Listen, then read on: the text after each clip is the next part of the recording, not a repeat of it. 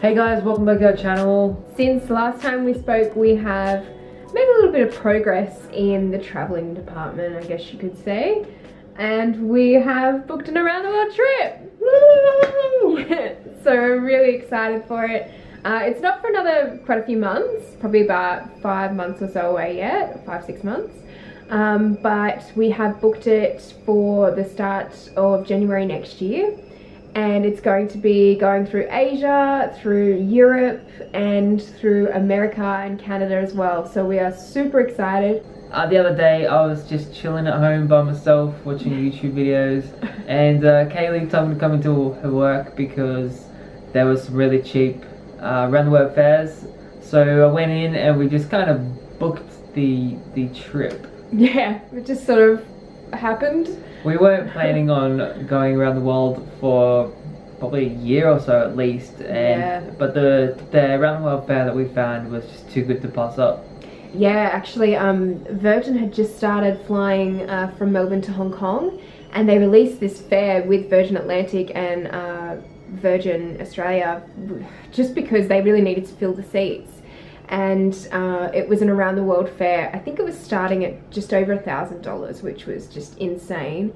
And even for when we wanted to book our trip, which would have been further into next year, but unfortunately we can only book flights like around 10 months in advance. And we thought, well, for the sake of $1,200, I think it was, that we paid for our flights to go around the world with Virgin, it was just totally worth it. And I mean, $1,200, I mean, usually around the world flights are kind of really good prices as it is, and to really kind of like halve it again, this is sort of like half price of a normal around the world flight. It was just too good to sort of not take. I think so many deals come along all the time and we sort of say to ourselves, oh, you know, they'll be better or there'll be other things that come around, but I think in this instance we were just like, we have to get this deal. So we booked it. The fares we got were 3 stops, so from Melbourne to Hong Kong, and then from Hong Kong to London, and then London to LA. So while we're in Asia, we're going to do a little bit there. Then when we go to London, we'll do obviously Europe while we're over there. It'll be a lot cheaper to do some internal flights. And then from London, when we go to LA, we'll do the same thing. So go up and do some of America on the west coast, see Canada, and then come back down on the east coast before we come back home to Melbourne via LA.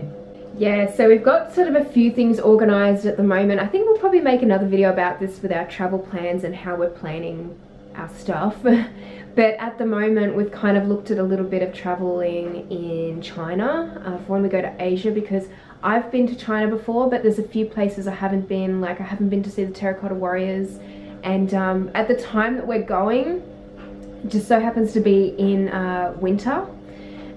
So it's going to be really cold in the places that we're going to, but it's kind of going to be a different experience for us, because I feel like we always go when it's summer or it's spring or, you know, the warmer seasons. So I think to have that kind of experience will be cool. I have been to China before in winter and it was freaking cold, obviously, but it was a really cool experience because we don't really get that sort of cold weather here in Australia, so it's nice to kind of do something a little bit different in terms of that. While we're in China, they actually have the Harbin International Ice Festival, I think it's called.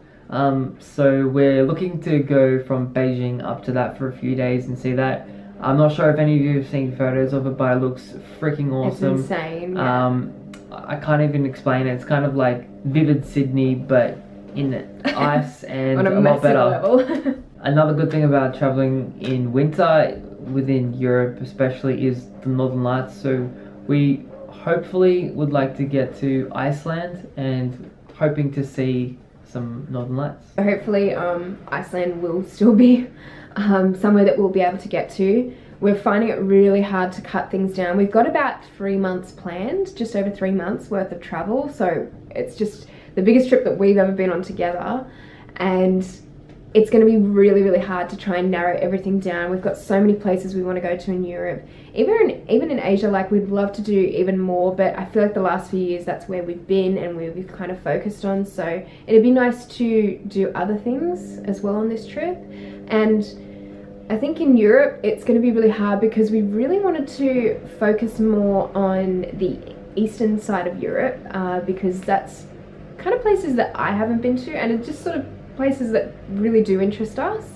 And the only thing is with that though is that Dan hasn't been to sort of Western Europe either, and I haven't done a lot in Western Europe, so we still kind of feel obligated to do a bit of both, which is going to get really hard when we're trying to cut everything down.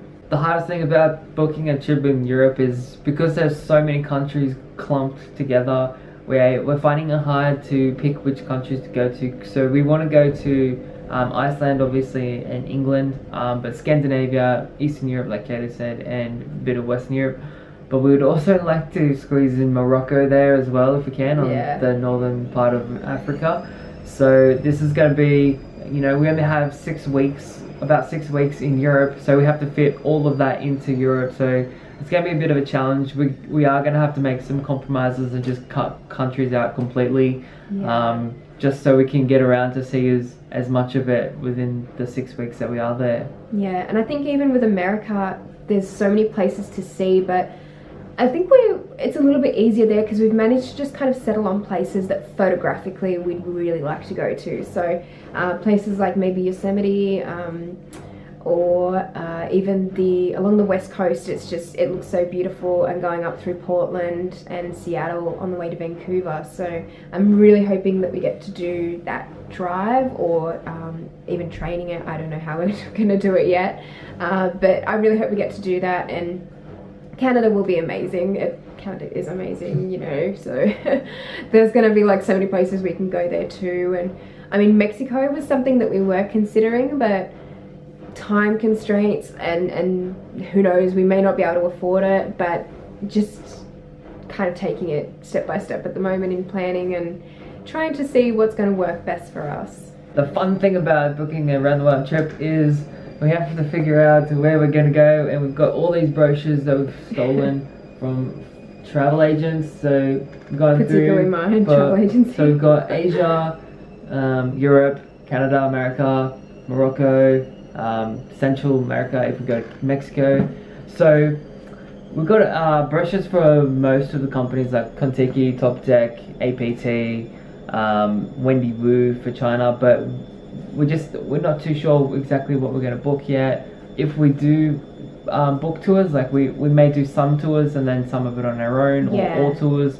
Not exactly sure yet, but we have a range of these brochures to go through.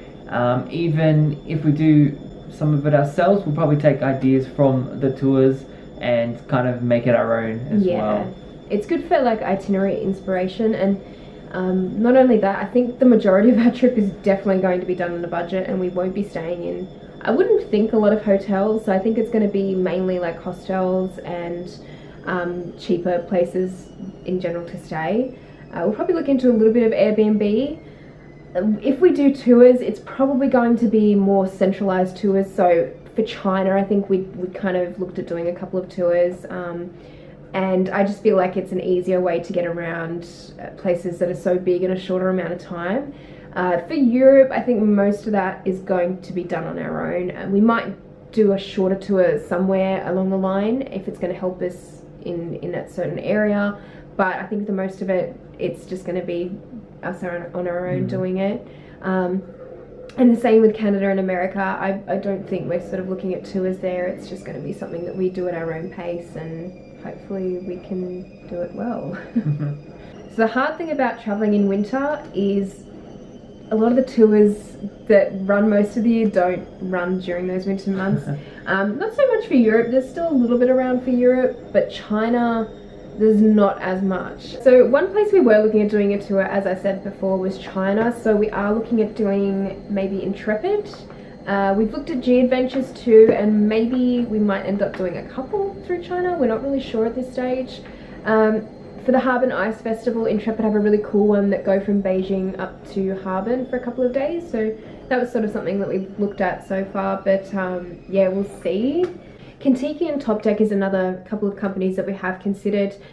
You do hear a lot about like Contiki being a very full-on party kind of atmosphere all the time, every day. But I feel like with a lot of different tour companies, you don't know what your tour is going to be like until the day that you get on the tour, and it really could happen with any tour company. And my general feedback from like clients and that have traveled with Topdeck and Contiki is quite good. Like, I think regardless of whether it's a party bus or not, like, people still enjoy their time. Contiki, I think, is quite fast paced, so this is why we're probably not going to be doing Contiki. Topdeck as well, but maybe not as much. But we have sort of picked up some brochures just in terms of the winter tours that they offer, and there's one on Morocco there which we've looked at as well. So, but it's really good for, like I said before, itinerary inspiration and sort of picking out things that they're doing, and then maybe doing it yourself at a lesser budget if that's the case, or if it's a really good tour, then I guess just booking it in. But yeah, one of the reasons why we're not too sure we'll go with Contiki or Topdeck yet is because we are photographers, and like Kaylee said, they are quite fast paced, so we may not get the time to actually take photos at the time we want to. We would like to take photos of things at like sunset and sunrise, and you know, when you're on a big tour bus and you've got to get from A to B really fast, they're not gonna take that into consideration. They'll get to that place, you know, whenever they get there. Like, so we want to kind of plan our trip around photography as well. Yeah, and we think we might actually do a video on that and planning your trips around photography, because sometimes it's not something that you think of. You just kind of grab your camera and you're like, all right, I'm off on my trip, and you haven't taken anything like that into consideration. And sometimes when you're on that trip, you're like, gee, I wish I had a little bit more time in this place, or gee, I wish I had an extra night here just to be able to photograph this. Or yeah, sometimes it just takes that little bit of extra planning ahead for that sort of thing. But I think the tour companies that are interesting us the most are probably Intrepid and NG Adventures, and possibly On The Go is kind of another one that we've looked at. So hopefully we will be booking in maybe one or two, but if not, we're kind of happy to do everything on our own regardless. It's just sort of an option that we've put out there. It takes the ease off us planning every little thing as well on our trip for 3 months, but we'll see how we go. Thank you so much for watching, everyone. We really appreciate it. Please like and comment below. Give us your suggestions for itineraries. We'd like to hear some suggestions of places that are really photogenic, maybe most people don't know about. So yeah, please leave the comments below, and we will see you next time. Bye. Bye.